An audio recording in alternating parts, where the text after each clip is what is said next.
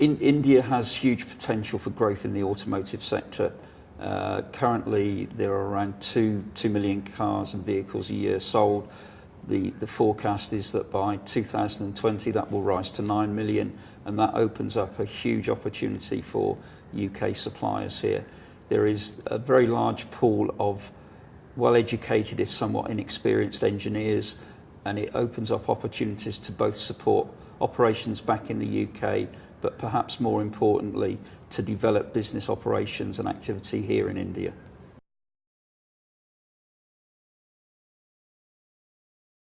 Yeah, there are a lot of natural fits, as I mentioned earlier. Language is an absolute good fit. There are very few, if any, language barriers here. That makes the whole business of developing here much easier. And again, the legal system, based on the UK system, relatively easy to work with, I think, compared to other countries. So there is a naturalness, and there is without doubt an affinity between India and the UK as countries.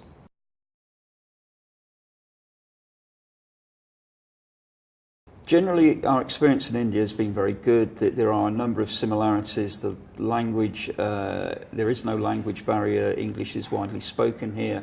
The legal system is very similar to the UK and based on the UK system. So it makes that aspect of doing business here very good and very easy.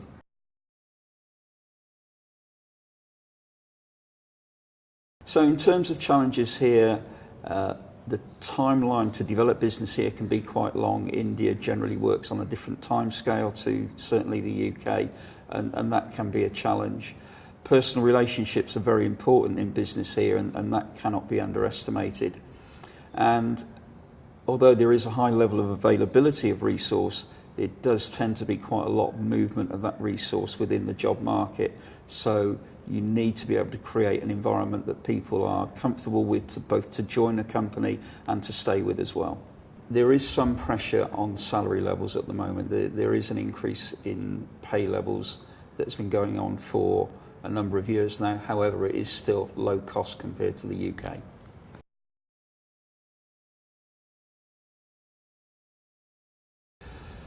So UK trade and investment have been a tremendous help with work we've been doing here in India as we've established, both locally here in Chennai and across India as a complete market.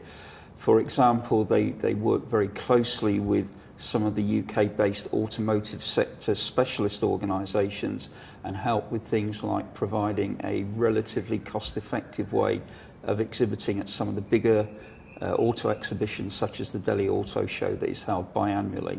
And they also provide a very good link between UK businesses and the consular activities of the UK here in India.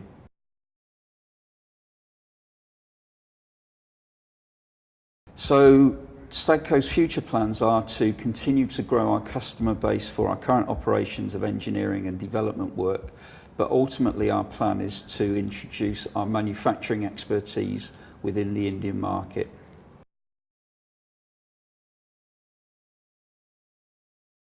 I think there are probably two pieces of advice I would offer. One is to have patience. Things do take time here, timelines are different. As long as you understand that, everything will be fine. And secondly, the development of personal relationships is quite key here and probably somewhat bigger than it is in the UK. And it's very important to establish a good personal relationship with your customers as you move forward.